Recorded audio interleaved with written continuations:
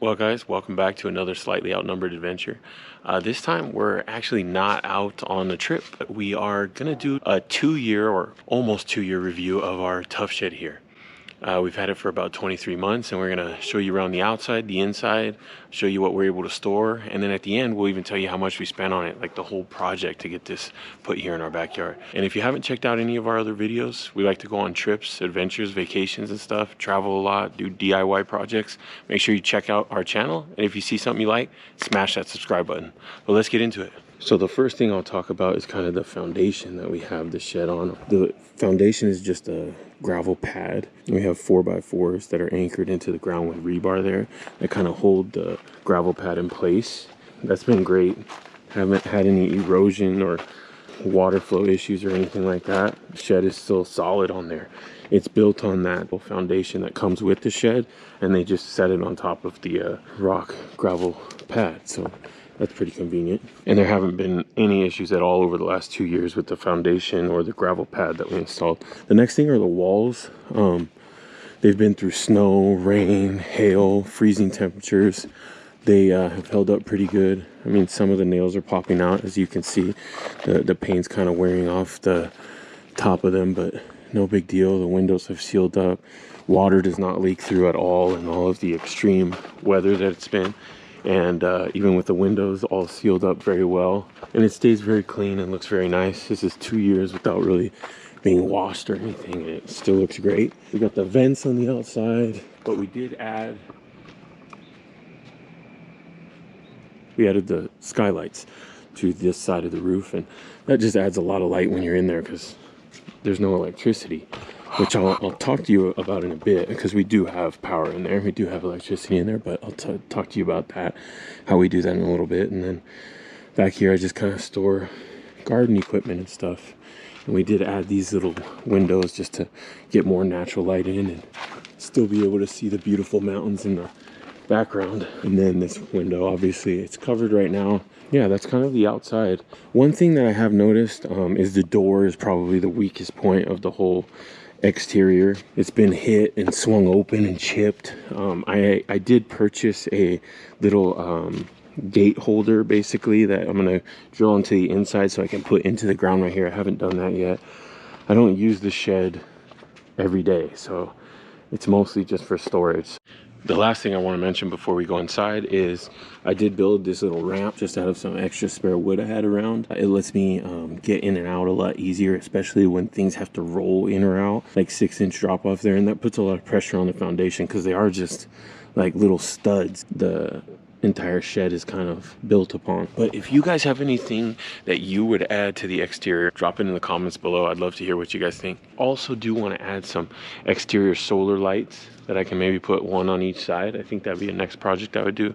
I did have some string lights from those little nails there running to the house, but it wasn't super conducive for powering on and off. But next, let's go ahead and take a look inside.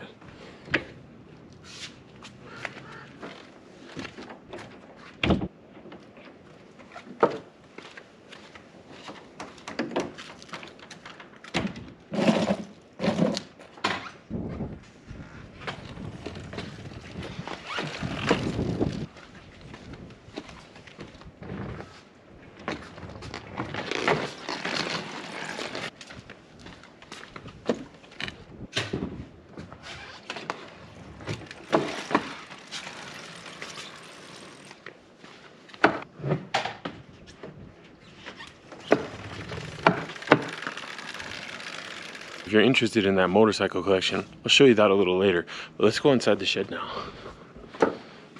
So, might be a little hard to see, but this is my power setup here. It's just the Jackery, and I have plugged into it some string lights. I have these string lights running through the entire ceiling, all around the corners, and at night they light the entire place up. But right now, obviously, we have the skylights, the windows, the door is wide open, so we got plenty of light in here. I chose a lot of the options in here, which I'll talk about. The entire interior is covered with the home wrap. You can get more options beyond that, but that's really all I needed for storage. I chose the 10-foot length shelves. I got 2 of those shelves here, one bigger gap on bottom just to kind of store all my boxes and stuff. We keep our old camping gear, old tools and Christmas decorations and stuff. This is kind of just annoying to me. I don't want to keep this bed, but we paid a lot of money for this bed, so we store it in here, and it's kind of out of the way. It doesn't take up too much of a footprint. And over here we have kind of the tool section. This is like an auxiliary storage for helmets when we're on season or off season for our desert hobbies. Chemicals over there, quick access tool sets, motorcycle parts. Sometimes I do project or work on this when I just kind of move the stuff out of the way to use it as needed. I like to keep it as a workbench. It is the workbench option, 10-foot long workbench. Unfortunately, when I started storing stuff in here about a year ago, it just was really cluttered in here, so I had to kind of use the workbench as more storage, which I just haven't really got around to undoing. Obviously, as you saw, I just pulled all the motorcycles out. They fit in here like a glove, so I don't really use this space very much at all for anything but storage and to grab access to my stuff. What's up, Mac? If you guys have questions of things that I didn't mention, drop them in the comments below, because I'm trying to think of everything. That's what the inside vents look like. Those are a very important aspect of the shed too, because this will like retain moisture and get humid and stuff, and you don't want your wood to rot. And we got those little windows across the back as an option, kind of being blocked by everything I'm storing in here, but you could still see the beautiful mountain view in the back. So this does provide electricity in here. This is what I was talking about. And my future plan for this is to get a bigger one and mount just a couple of their solar panels on the roof so that I could power, I don't know, a computer or a TV whenever I want, and it'll just kind of self-recharge and hold plenty of power. That's really cool. This is what the inside window looks like. Just kind of had this shade up from the summer time when it's been really hot, and it's a really nice window. It keeps it all secure. You can kind of see the frame out, right? Everything's kind of roughed in. It's not finished. If you're interested in like building this into a tiny home, it wouldn't take a whole lot, depending on how you're gonna put your electricity or water or, you know, sewage or anything like that. You're gonna have to look into a little more. Something I don't really like is the floor. The floor just does not seem tough enough. It has survived to my big tool chest. Rolling in here, it has survived having motorcycles and ATVs and working on them and things in here. Nothing with, you know, not doing any oil changes or anything, although I forget what happened there, but it's just been a really nice thing to have. There are little like I said, little issues, like this floor is just, it's too soft. Like you can feel it flex in between the studs below. Other than that, things have been going really good with this shed over the past 2 years, and it's really served its purpose. So I'm gonna go ahead and close this door now and just kind of show you how it seals up and see how that changes the sound or the acoustics a little bit. Just close this door up. I kind of use this entire shed for those types of purposes, stuff that we just don't really need super often, not everyday things, maybe once a month or even less frequent than that. And we have a knock at the door. I wonder if it's a salesman. How can I help you, sir? I want my Jeep back. You want your Jeep back? Okay. Yeah. Mac, it's your turn to ride the orange car, okay? I don't want any solar right now. Thank you for knocking at the door, though. I'm just kidding. All right, but I think I've kind of gone through everything. I don't know, maybe one day I would consider building this out into like an office once all my kids need their own room and we're growing and stuff, but I mean, if you had a big idea about a place like this, this is a 10 by 12. I'll tell you my entire cost breakdown of preparing the dirt from, you know, nothing, no preparation at all, just raw dirt, to getting the foundation installed and leveled, and then having the shed built on top of it, and then the little add-ons that I've had. I will also show you the, if I have it, oh yeah, here it is, the gate chain bolt that I have that I'm going to put on the door is just one of these, so that it can kind of hold the door in place when it's open. It likes to blow in the wind, of course, and smack itself and crack. And then make sure your kids don't crash into the door with their little go-karts or their bikes or their scooter. That might not be the best way to use the front door, but that's how we use ours. I will go ahead and show you the bike collection real quick. It's nice that they don't have to be sitting outside in the yard.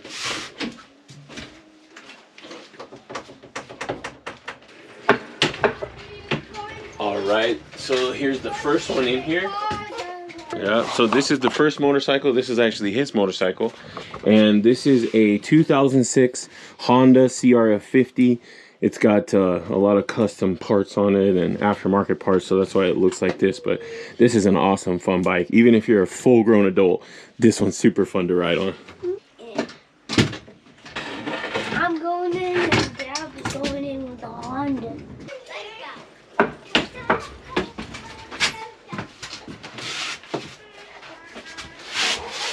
All right, second one. This is the next bike we have here. This is a 2025 CRF 110. This is my other son's bike. Super fun. Even if you're a grown adult and you've never ridden a motorcycle before, I highly recommend trying one of these. They don't have a clutch. Actually, neither of these have a clutch, and they're both super duper fun to whip around on.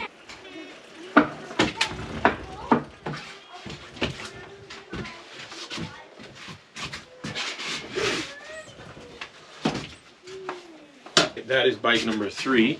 So this is actually my wife's bike when she's been learning how to ride with a KLX 140R. Another great bike if you're an adult just learning how to ride a motorcycle. Super manageable power, easy to kind of learn the clutch and the throttle control, and you're most likely not gonna pop a wheelie and whiskey throttle it. You're like, wait, that's too much work. Big boy's going in now. I feel like I can do it. We got the last one in here now. And Caesar wants to tell you about this one. This is actually what I ride around, just to kind of follow the kids around. This is a 2024 Kawasaki KLX 300R. Another great beginner or learning bike, especially if you're bigger or just getting into the sport. For me, it's very manageable power, but it can go quick enough to make me feel like I'm having fun. Thanks, Caesar. What? And now we can kind of take a look at how these all fit in there pretty nicely. I can watch them peacefully at night with my cameras, resting in their shed, away from the elements outside that they would otherwise just have to sit in. There we go. Pretty cool how much we can fit in here.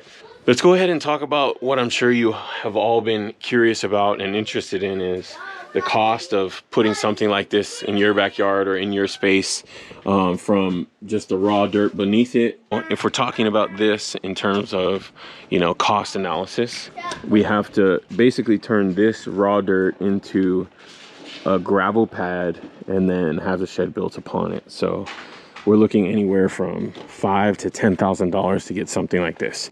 I think ours is probably right at about $8,000 to $9,000, which is probably near the high end for a project like this. We didn't do a whole lot of stuff by ourselves besides the shed pad underneath, which we saved a couple thousand on. The entire shed itself, we had builders build. I chose a lot of add-on options, which marked the price up. The skylight, the windows in the back and the front, the angle of the door, the side the door normally comes on, the shelves, the workbench, the vents, the paint. There's a couple things. I went with standard roof tiles and stuff, but there was quite a few things that were technically add-ons for this. The custom ramp, of course, that added several thousand. You could probably get something like this done closer to $5,000 to $6,000 if you're very frugal and you don't opt in for a whole bunch of options. Kind of the overall time that it took to get this Tuff shed built, you know, breaking ground on the gravel pad until it was completely built and ready to put stuff in, probably about 3 to 4 months. But I mean, if you're quick and you're hiring people, you could get this whole project done in one day. Yeah, I think the value behind this shed is definitely that you can use it for whatever you want. The pros are that it's really cost effective, and like I said, the utility aspect. There's a lot of different ideas. You could search all over YouTube and find tons of things that people have done really cool with these sheds. I think the only downfall for me is that I lose backyard space. My kids have a little less space to play, but that's no big deal. Had we not bought something like this, we might have been renting a storage space anywhere from $100 to $300 a month, and we would have been earning nothing from it. If you enjoyed this Tuff shed video, I have another video on the channel of when we first built the Tuff shed, and it went from the gravel pad up to the completed building when it was completely empty. I'll link a video for that in the description. And then we also have when it was just raw dirt and we put the entire gravel shed pad on here and prepped it for the Tuff shed to be built and installed. I'll also link that in the description. Just grateful and thankful for all of you who choose to click on our videos and watch our videos and subscribe to our channel. If you're watching this and this is the first time you've seen us, go check out our channel, see if there's any videos you might like, and if you do, click that subscribe button. We'll really appreciate it. Other than that, guys, thanks for watching. We'll catch you on the next one. Adios.